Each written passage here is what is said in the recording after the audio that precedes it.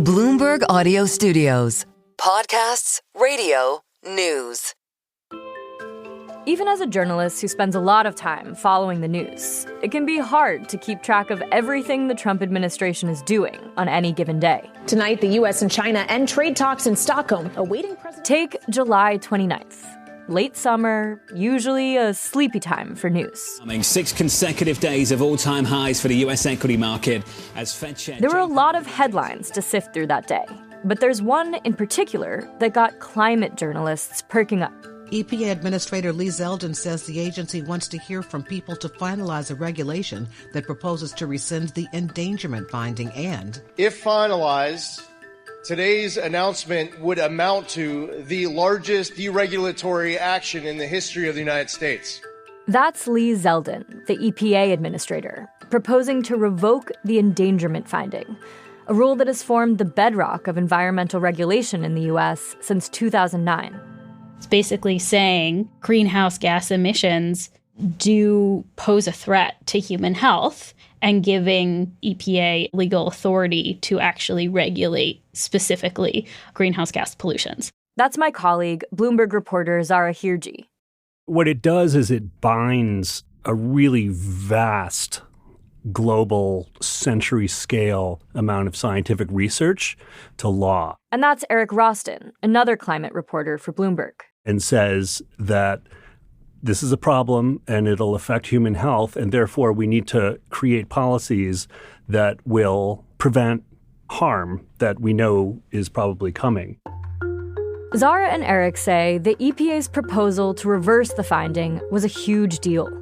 The agency claimed the rollback could save more than $54 billion annually by essentially undoing greenhouse gas emissions regulations.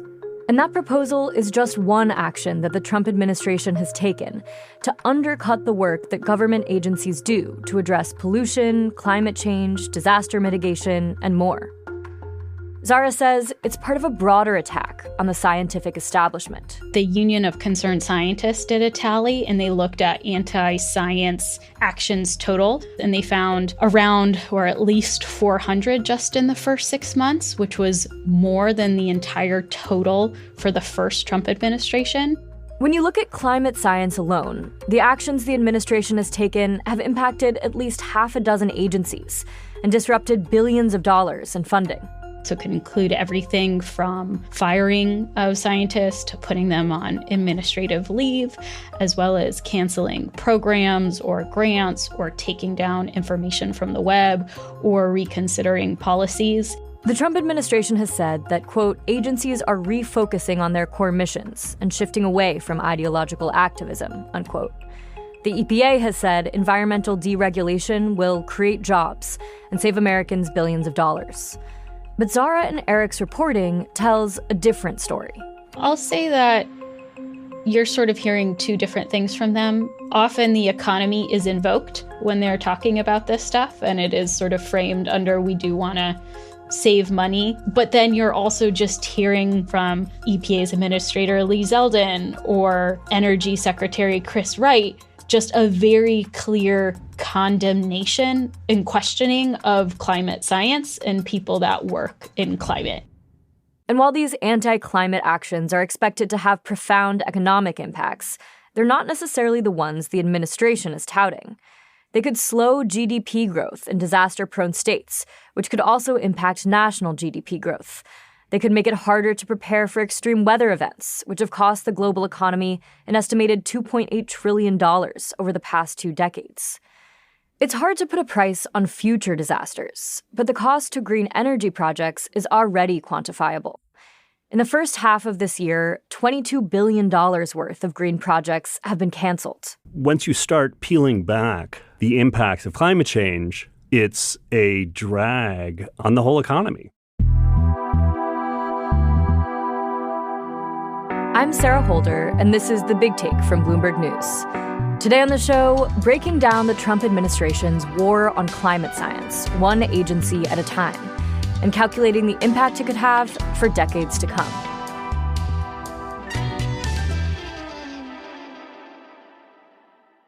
Zahra Hirji is a climate reporter for Bloomberg. She's been closely tracking the Trump administration's attacks on climate science since President Trump's inauguration in January. This administration is trying to pull back on a lot of climate policy all at once, and it's doing it in a lot of different ways. In just a few months, the Trump administration has cut funding, canceled grants, and fired workers at an alphabet soup of federal agencies. The EPA, FEMA, NOAA, the CDC, NASA, the DOI, and the DOE. They all handle aspects of the way the U.S. anticipates, mitigates, tracks, and responds to climate change and natural disasters, at a time when climate-related catastrophes are getting more intense and more expensive to deal with. To cite a prominent example is like last September, a year ago, a hurricane came to the mountains of western North Carolina. That's climate reporter Eric Roston. And in December, 2 or 3 months after the storm, the state of North Carolina put the damage estimate like $59 billion. So that's $59 billion that somebody's going to pay for by building new things, or that nobody's going to pay for, and people will move or not build back or find new jobs. As catastrophes get more expensive, the administration is making big changes to the organizations that deal with them most directly. Some of the biggest changes have come for the Environmental Protection Agency, led by Lee Zeldin. The former New York congressman's history includes voting against environmental legislation. And Zahra says, perhaps unsurprisingly, Zeldin has been pushing the EPA to take some new positions. We're used to thinking about the EPA as this key environmental regulatory agency, and instead, under Zeldin's lead, they're really pushing quite openly a deregulatory approach. In March, Zeldin announced dozens of rollbacks to regulation. The agency is initiating 31 historic actions to fulfill President Trump's promise to unleash American energy, revitalize our auto industry, restore the rule of law, and give power back to the states. Then in July, Zeldin announced that the EPA would also try to reverse the landmark endangerment finding, which we talked about earlier. Zeldin and the EPA haven't officially revoked the rule, but Zahra says the fact that it's even on the table says a lot about Zeldin's priorities. They're also looking at reconsidering car emission standards, power plant pollution rules, facilities having to report on some of their emissions. And the new direction for the EPA goes beyond deregulation. They announced in July that they're moving to close their Office of Research and Development, which is like their key research office that's looking at future environmental risks. And like many other federal agencies, they're bleeding staff. Over 2,000 EPA staff have taken kind of the deferral program or this incentive program, which means that they haven't been working, but they've been paid for a couple of months and will eventually leave the agency. Zahra says these changes to the EPA could leave permanent scars. It might not all be super visible to someone on the ground right now, but in the coming months, in the coming years, as experts leave, as things stop showing up on the website, it's not just the protections that we've come to expect that exist today, but the people looking for what is the next thing that we need to be worried about, and we will be caught potentially flat-footed with whatever the next future threat is.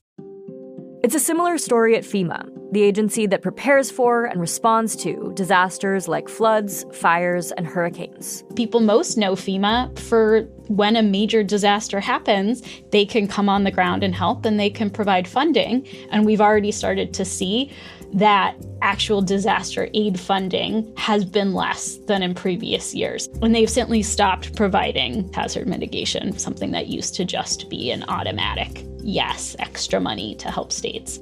Then there are the funding and staffing cuts that affect the scientists who help predict disasters before they happen.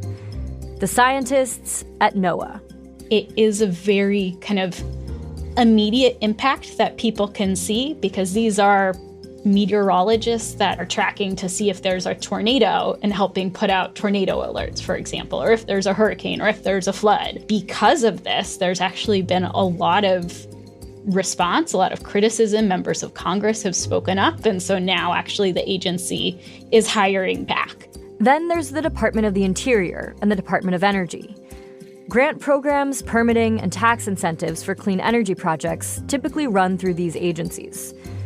Now, previously approved projects are finding that their permits or their funding are in peril. So you have a lot of companies in the space that are scrambling because they thought they had projects, they thought they had tax incentives that they would be able to use, and now those are disappearing. And beyond what's been lost at the DOE, Eric says he's also been paying close attention to what kind of climate-related research is being done there. The Department of Energy issued a report by 5 scientists who are known within the scientific community for being skeptics of the, I don't even want to call it mainstream, it's just like of the science. Their report was published in July, and it said global warming projections are exaggerated, and that some policies to reduce emissions may do more harm than good. And was immediately sort of swarmed by enormous amounts of scientific scrutiny.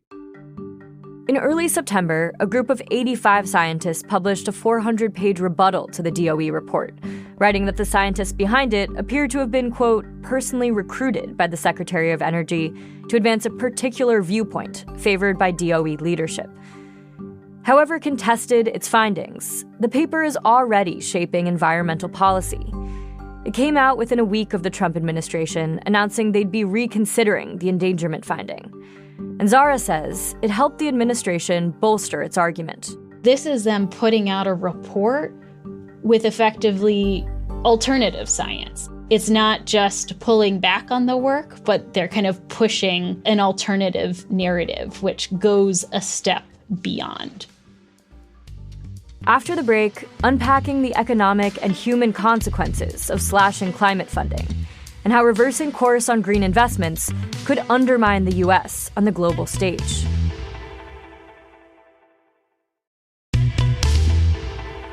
Tallying the economic impacts of the Trump administration's many attacks on climate science is tricky. How do you account for the costs of a disaster that hasn't happened yet? How do you model how more pollution could lead to higher spending on healthcare? Climate change, there's obviously a ton of ways to talk about it, but an important way is that soup to nuts, it's an economic problem. Climate reporter Eric Roston again. On the front end, it's an economic problem because the prices of incumbent energy don't really match up with the cost on society. Economists call that an externality, a cost that society absorbs, but that producers don't. Halting climate science research also has other, more direct economic impacts on private companies, like companies that work on climate projects supported by federal funding, or that rely on federal climate data to inform their business strategy. Take the National Climate Assessment as an example. This is a document that companies talk about on earnings calls. Chipotle and Marriott and Travelers have all cited the NCA in public disclosures. But in April, the administration dismissed hundreds of outside scientists who had volunteered their time to write the next version of the report. And the government website hosting past reports has been taken down. People just want to make good decisions.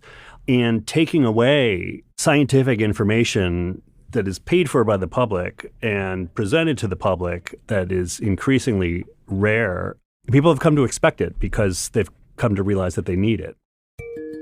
Climate reporter Zahra Hirji says that some companies have been particularly vocal about how important it is for the government to continue to invest in climate science.